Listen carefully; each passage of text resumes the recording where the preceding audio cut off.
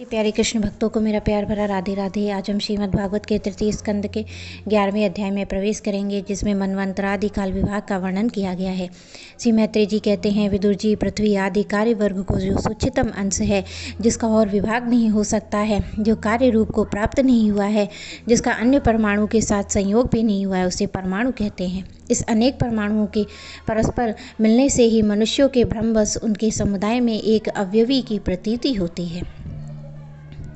यह परमाणु, जिसका सूक्ष्मतम अंश है, अपने सामान्य स्वरूप में स्थित उस पृथ्वी आदि कार्यों की एकता का नाम परम महान है। इस समय उसमें ना तो प्रलय आदि अवस्था भेद की स्फूर्ति होती है, ना नवीन प्राचीन आदि काल भेद का भान होता है। साधु श्रेष्ठ, इस प्रकार यह वस्तु सूक्ष्मतम और महत्व स्वरूप का विचार हुआ। इसी से श्राद्धस्य से परमाणु आदि अवस्थाओं में व्याप्त होकर पदार्थों को भोगने वाली सृष्टि आदि में समर्थ अव्यक्त रूप भगवान काल की सूक्ष्मता और स्थूलता का अनुमान किया जा सकता है।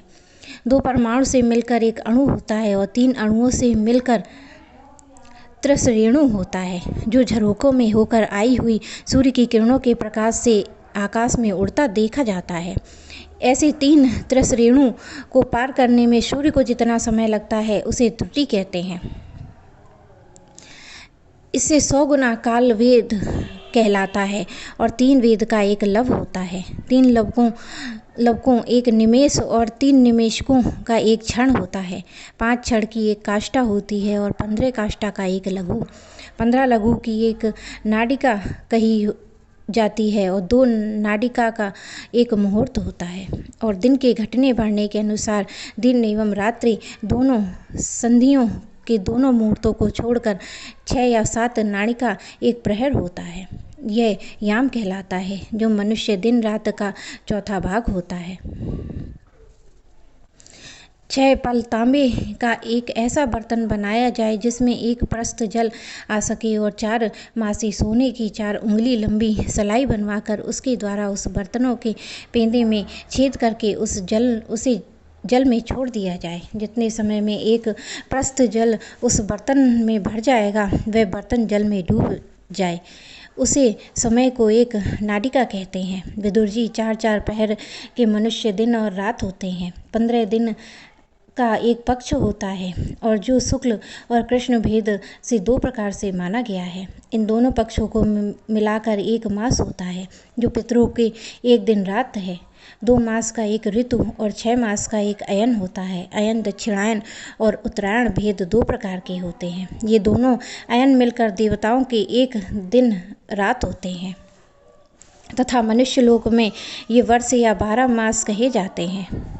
चंद्रमा आदि ग्रह, अश्विनी आदि नक्षत्र, समस्त तारा मंडल की अधिष्ठा काल स्वरूप भगवान सूर्य परमाणु से लेकर संवत पर्यंत काल के द्वादश राशि रूप संपूर्ण भुवन केशु की निरंतर परिक्रमा किया करते हैं।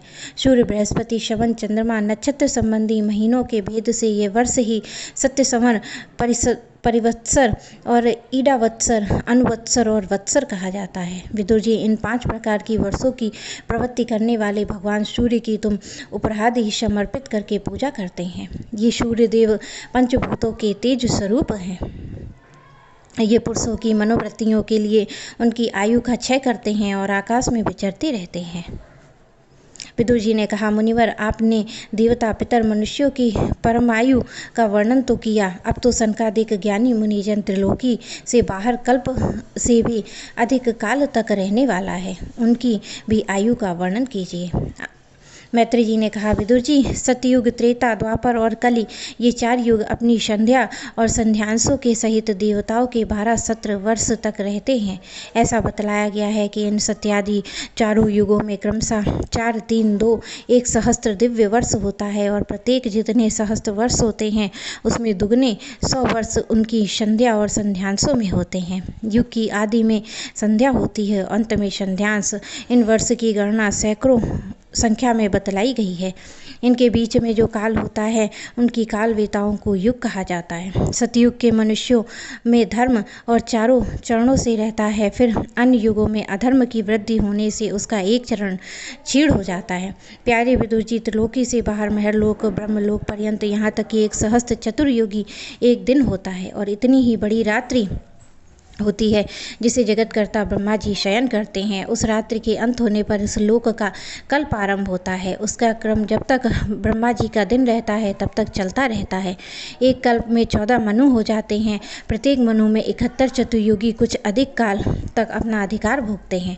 प्रत्येक मनवंतर में भिन्न भिन्न मनवंशी राजा लोग, सप्तऋषि, देवगण, इंद्र और उनकी अनुयायी गंधर्वादि के साथ साथ ही अपना अधिकार भोगते हैं। यह ब्रह्मा जी की प्रतिदिन की सृष्टि है जिसमें तीनों लोकों की रचना होती है। इसलिए इस मनवर्तन में भगवान सत्वगुण का आश्रय ले अपनी मनु आदि मूर्तियों के द्वारा पौरस प्रकट करते हुए विश्व का पालन करते हैं। कालक्रम में जब ब्रह्मा जी का दिन बीत जाता है तब वे तमोगुण को संपर्क को स्वीकार कर अपनी सृष्टि रचना रूप पौरुष की स्थगित करके निश्रेष्ठ भाव से स्थित हो जाते हैं और उस समय सारा विश्व उनमें लीन हो जाता है। जब सूर्य चंद्रमा में रहित वे प्रलय आती है तब वे भू भुआ स्वाहा इन 3 लोक उन्हीं ब्रह्मा जी के शरीर में छिप जाते हैं। जब तक उस जल के भीतर भगवान शेष शैया योग निद्रा से न्यूत्र मूंद का शयन करते हैं, उस समय जनलोक निवासी मुनिगण उनकी स्तुति किया करते हैं। इस प्रकार काल की गति से एक सहस्त्र चतुर्युग के रूप में प्रतीत होने वाले दिन रात के हेर फेर में ब्रह्मा जी की 100 वर्ष की परम आयु भी बीती हुई दिखाई देती है। ब्रह्मा जी के आयु के आधे भाग को परार्ध कहते हैं। अब तक पहला परार्ध तो बीत चुका है और दूसरा चल रहा है। पूर्व पदार्थ के आरंभ में ब्रह्मा नामक महान कल्प हुआ था। उसी में ब्रह्मा जी की उत्पत्ति हुई थी। पंडित जन इसे शब्द ब्रह्म भी कहते हैं। उसी परार्ध के अंत में जो कल्प हुआ उसे पाद कल्प कहते हैं। इससे भगवान के नाभि सरोवर से सर्वलोक में कमल प्रकट हुआ। विदुर जी, इस समय में जो कल्प चल रहा है वह दूसरे परार्ध का आरंभक बतलाया जाता है। यह वारा कल्प नाम से विख्यात है। इसमें भगवान के सूकर रूप धारण किया था। यह तो 2 पदार्थ काल अव्यक्त अनंत अनादि विश्व आत्मा श्री हरि का एक निमेष माना जाता है। यह परमाणु से लेकर द्वीप पर्यार्ध पंत फैला हुआ है। काल सर्वर्थ समर्थ होने पर भी सर्वात्मा श्री हरि किसी प्रकार की प्रभुता नहीं रखते हैं। यह तो देहादि में अभिमान रखने वाले जीवों का ही शासन करने में समर्थ है। प्रकृति, महतत्व, अहंकार और पंचमात्रा इन 8 प्रकृतियों के सहित 10 इंद्रियां, मन, पंचभूत इन 16 विकारों से मिलकर बना हुआ यह ब्रह्मांड कोश भीतर से 50 करोड़ योजन विस्तार वाला है। इसके बाहर चारों ओर उत्तरोत्तर 10-10 गुने 7 आवरण है। उन सबके सहित यह जिसके परमाणु के समान पड़ा हुआ दिखता है और जिसमें ऐसी करोड़ों ब्रह्मांड राशियां हैं, वह इन प्रधनादि समस्त कारणों का कारण अक्षर ब्रह्म कहलाता है।